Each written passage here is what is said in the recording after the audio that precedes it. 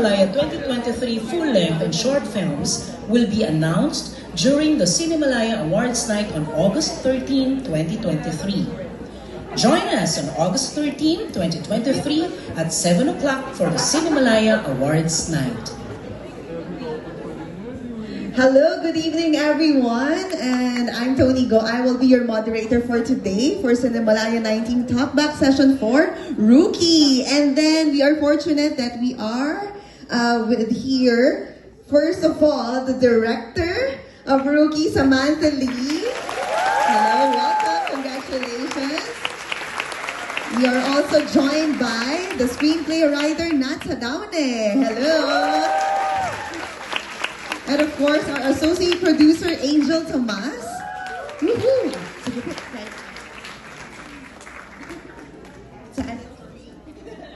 And of course, our two lead actors, we have Tingjuy and Aya Fernandez. Wow, congratulations. We sit here. It's a jam-packed night, dito sa cinema. Okay, so thank you so much for our filmmakers. Medyo mataas sa akin, no, Samantha? Parang hindi kaya. Sige, tatayo na lang ako. Okay lang, okay lang. I know this is a way for us to support the LGBT community and also for women empowerment. But why the use of volleyball, of sports, for the approach to tell their story? So, anyone? Well, I don't know if you guys know this, but the PVL, which is a women's volleyball league in the Philippines, now outranks the PBA, which is a men's volleyball league, in viewership in the country. And so, for such a beloved sport, it's kind of ridiculous that there hasn't been a Filipino volleyball film made yet. And I was lucky enough to be approached by Natts to be asked to direct this movie. So yun din pala yung one of the reasons. But for Natts, was it really intentional to use sports as one of the approach for this story? Well, actually, I've been a huge volleyball fan since season 76. Ano ba? Ano ba yung season 76? Yung time ni na Eliza, ni na Ara, ni na Chang Abby, yung time na yon. So since nung nakita ko yung umiiyak si Chang Abby sa...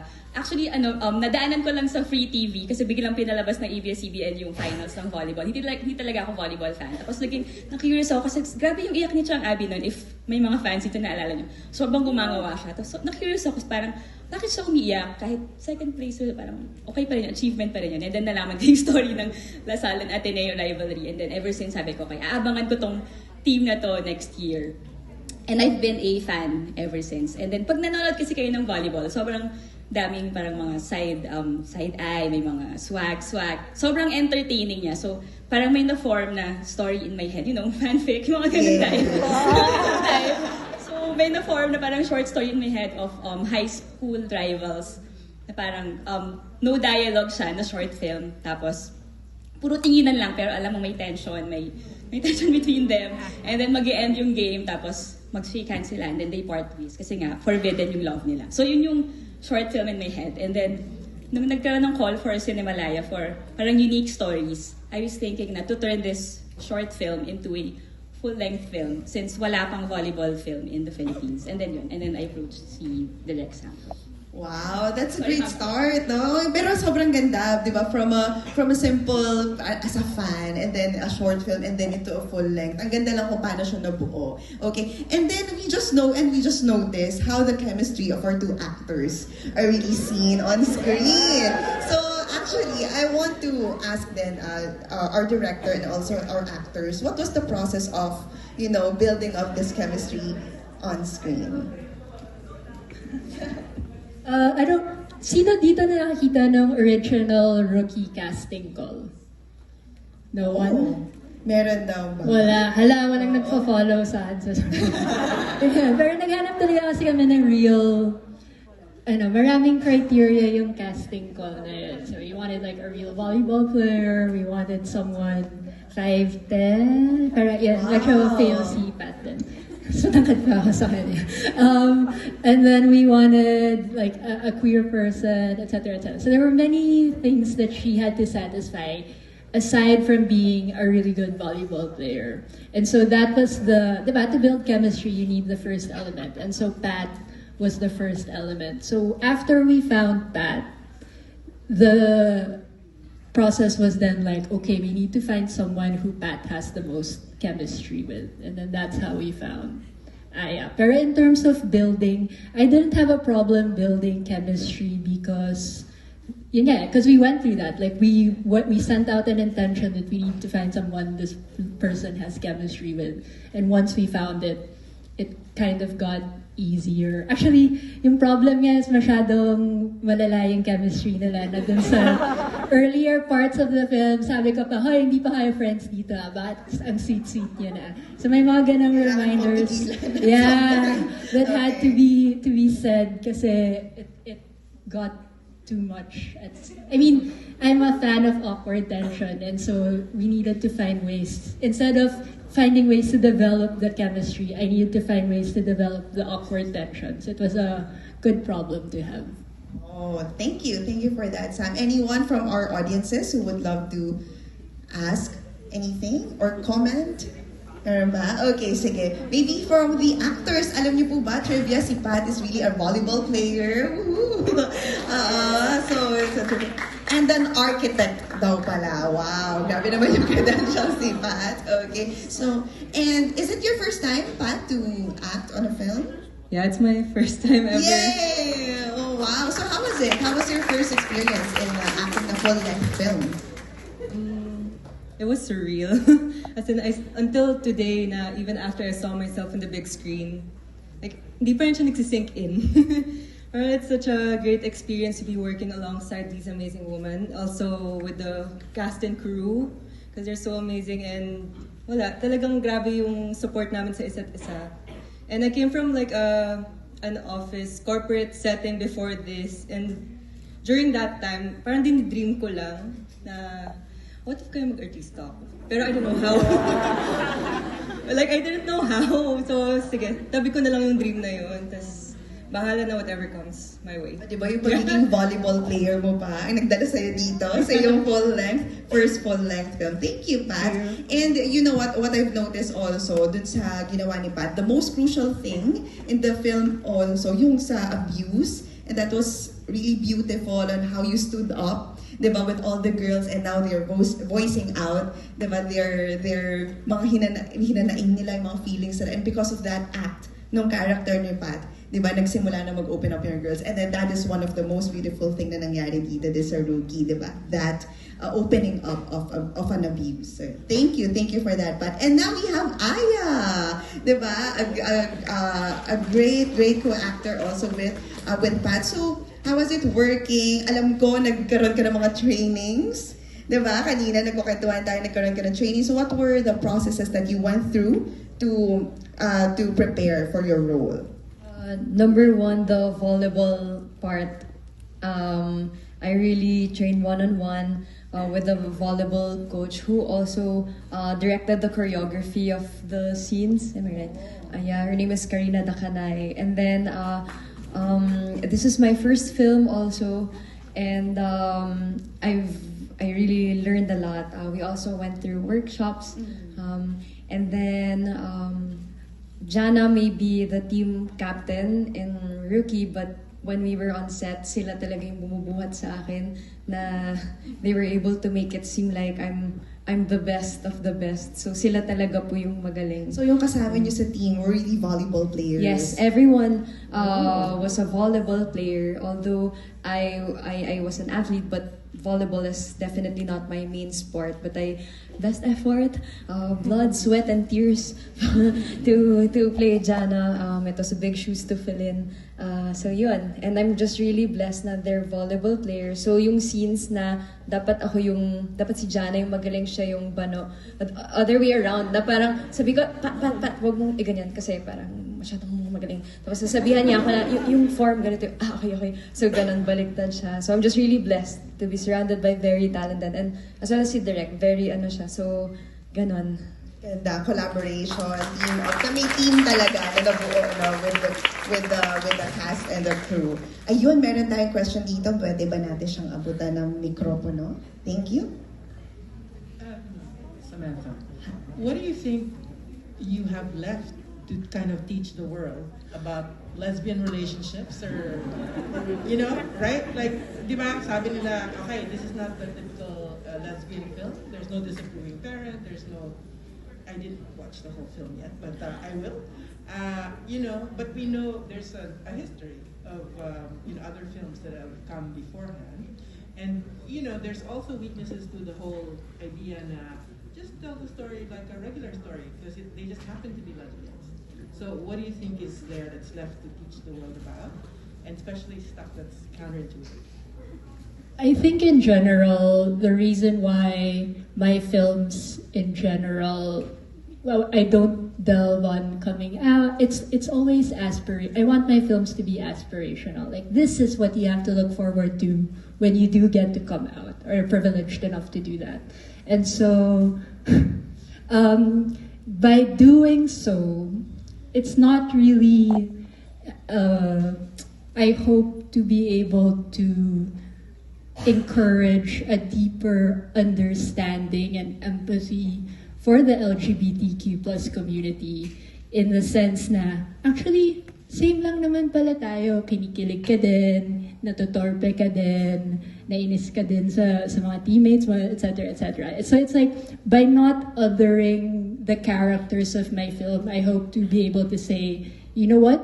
We deserve the same rights as you guys. You know, we deserve to have a law passed that, you know, that is anti-discriminatory. We deserve to be able to feel safe in spaces that we walk into.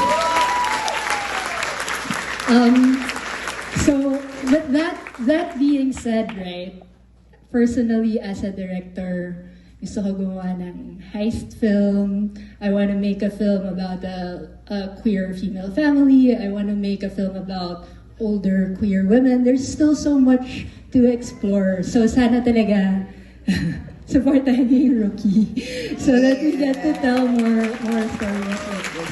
Thank you. This is just the start, no? And it will just open up to more doors. Meron pa po tayong question dito. Yes. Thank you, sir. Hello. One thing I really liked about the film was that it brought to light different issues then. So the repression that you feel in a Catholic school, and even sexual harassment, because it also makes it really relatable then, as much as we don't want to think about it, sexual harassment and all of these kinds of oppression, they do happen in schools around the country and they're rampant.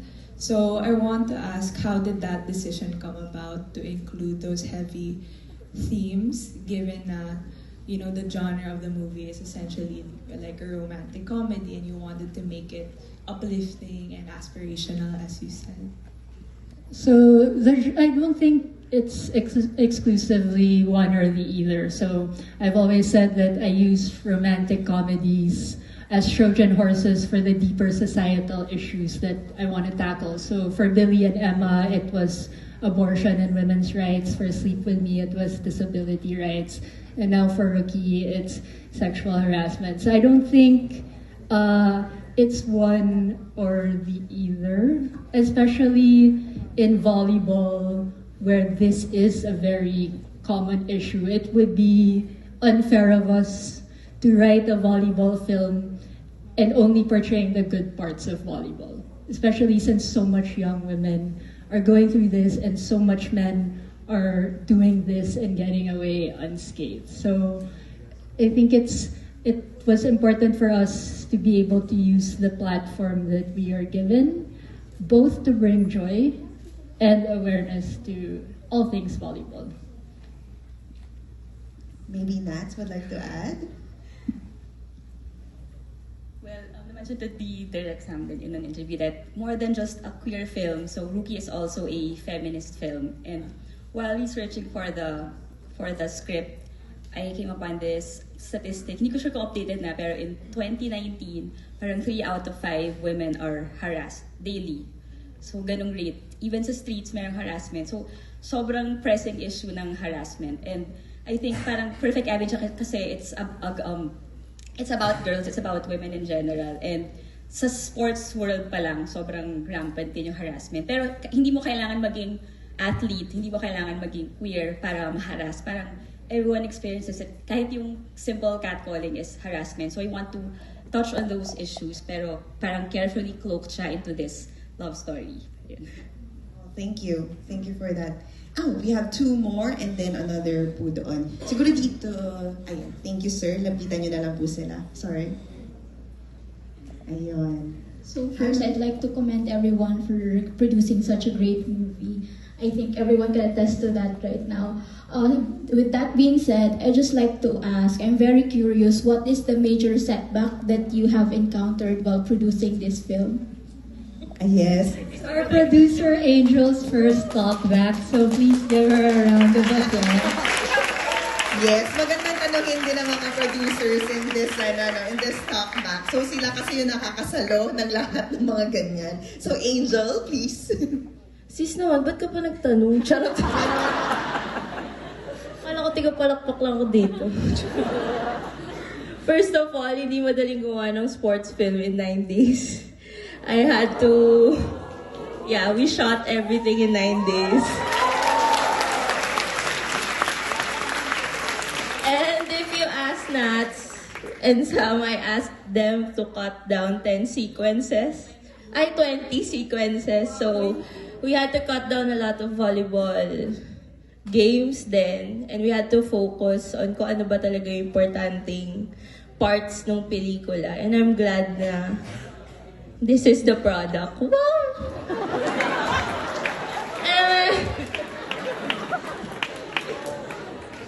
Okay, thank you. So, yung AD namin si Renz, nandito siya. So, kung pwede niyo siyang palatin. Hi, Renz! Siya din po yung teacher. Siya ba yun? Congratulations. Okay. Anyone else? Meron pa pong nagtanong. Yes, si sir and then you, ma'am. Okay. Hi, good evening po. So, ayun. Question ko lang po sa fellow queer filmmaker. Ano pong advice yung mabibigay nyo sa atin? Kasi as of now, wala pong masyadong lesbian films na naproduce dito locally, diba? So, what advice can you give the other spectrums of our community to promote their, para makilala sila sa film industry? What advice can you give us? Thank you. Kasi yun, non-binary din po kasi ako. So, yeah. Thank you. Yes, maybe Sam can. Matulog na lang kayo. Change career. Wow. And I think I always, parang for the longest time kasi, to summarize my journey, I went to film school but I didn't want to be a filmmaker. And the entire time I was in film school, 5 years ako nasa UP, hindi ako out. And the only time that I felt the urge to want to make films was when I was completely and totally accepting of myself. And so, it's not really technical LinkedIn advice, but for you to be kind to yourself, nurture your voice, and be your #1 believer. Wow. So the key is in you. Nasa loob na. Thank you so much. Thank you, Sam. And matulog ka na. And matulog ka na. Oo. Nurture, diba? Nurture, take care. Okay. Maybe one last question from and another from you. Okay, sige. Ma'am. First of all po, congrats. Kuwang-kuwa ng Rookie yung kilig ko, ganun. And then, Hindi naman namin narinig. pwede po pala yung Women Love Women na film na hindi pinapatay or hindi third party. So, yung cute and simple, di ba?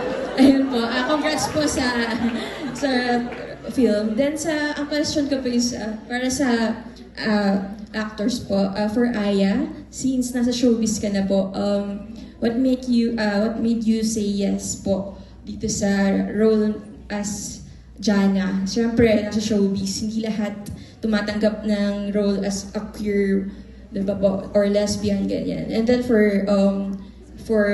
Ace naman po, as awkward character, diba? Typical na sobrang relatable niya kung ikaw isang queer woman, diba?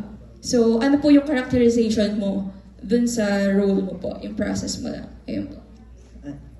Maybe si Aya muna. Yes. To be honest, I feel like the question is the other way around. What made them say yes to me? Like when I got the call, parang, huh? Parang I felt very pressured. Aside from the fact that number one, I'm a huge volleyball fan, cringe level kind of fan. Yung hindi makasalita pag may volleyball player levels, ganon. So, medyo nagkaanohan kami doon. Number two, I've been a big fan of Direct Samantha Lee. Tapos it's Cinemalaya, and then also of Project 8, Direct Dan Villegas, and Direct Natts Jadaone. You know all of their works. So, I think it's the other way around, like what made them say yes to me. So, I just really accepted the challenge, and talagang sabi ko, no turn back, like, you got this. Parang every single day, I'm like, you got this. Ganon. So, yun. Yeah, when the opportunity comes, diba? You just grab it. It's my first and it's film. really for you, Aya. Okay, thank you, Aya. How about for Pat? About characterization? I went to an all-girls school na Catholic rin. When I read the script, it felt so familiar. Pati yung setting, yung feels, tas nalaman ko, same school din kami ng writer, kaya pala, yeah. Kaya pala. Ano kayang school? Just kidding. Okay, go back. Secret. Anyway, so when I read the script, I saw myself as Ace talaga. Because the same thing she experienced nung school, na wala siyang sport nung una, kasi wala na yung basketball doon. Yung sa akin naman, nung grade 4, doon ako nag-start mag-volleyball talaga. Tinuruan ako ng kuya ko, UA player siya dati. Tapos, nagpaturo lang ako sa kanya kasi mukhang masaya. Tapos, bandang grade 7, doon na merong sports fest yung school. Tapos yun, may volleyball na. Tapos yung exactly kung anong na-experience ni Ace noon sa movie. Grabe. Heartthrob siya, guys. Heartthrob daw si Pat. So, ganun din yung nangyari sa akin na after ng isang game or two, biglang ang daming kumakausap sa akin na parang di ako sanay sa ganitong attention. Like, wow, ano to? And then yung isang nangyari kay Ace, yung lumalakad lang sa hallway, biglang may tumulak sa kanya. Nangyari rin yun sa akin. Kaya tawang-tawa ako when I read the script. So, parang I didn't really have to adjust to Ace's character. Ayun. Thank you. The nuances are so real, diba? Na parang halos Plus, super awkward akong tao. That's why you're casted. Okay, thank you so much. And I think one last question and then we'll wrap up. Please. This is the most well-attended film of. Well, I've only seen 4, and the others were at UP Town Center and Trinoma. Why do you think that is? Like, does the Filipino experience have something different to offer? What's the secret sauce? And is there something particular about the time? My daughter is also a lesbian, and she's also a filmmaker. Something about this time. There were only 12 couples in her entire School of the Arts in San Francisco, and she was the only one who showed a kiss on screen. Very strange. It's like, you're in a hypersexualized environment, and therefore you have to make movies and live lives that are different from what you have free access to on the internet. I don't know. Actually, maski ako nagtataha din. And then, no, I feel like if you look at us on paper, right, we are this small queer indie film with an unknown actor and someone whose first film it is. So it's not like we have star power behind us. So that's out of the equation. We do have volleyball without us, which I feel helped to some extent. But ultimately, at the end of the day, and you guys can correct me, because kayo nandito. Correct me if I'm wrong. But I feel like queer people in the Philippines are just starving for really good representation. And they want to be able to... Like, I saw a tweet yesterday na nagsabi, isa lang daw siya nanood sa Trinoma, pero 4 yung tickets na binili niya. So, I mean, we're so grateful for you guys to be able to watch this. And at the end of the day, lagi ko sinasabi, sure, you can wait for this to hopefully be on streaming maybe next year, but is it as fun as screaming your lungs out in the middle of a crowded room with people who are just like you? It's a communal experience. Yeah. Thank you so much. Thank you so much. And for all of you who created this film, thank you for representing our LGBT community friends so well. So you did it very well. Thank you so much for all of you. Pasensya na, wala na tayong oras for this venue kasi meron pang next screening. So don't you worry because andyan lang sila sa may Please lounge. vote for us for Pwede audience kayong magpa-picture, pwede kayong magtanong pa ng other questions nyo. Nandyan lang sila the whole festival. Gusto mo yung nilock kayo. Sorry. Also, right outside, pagkalabas nyo, there's a box there where you can drop your tickets. Yes. So, you can vote for us para manalo tayo. For the Audience Choice Award. Thank you so much, everyone, and see you in the next talkback sessions for Cinemalaya. Thank you.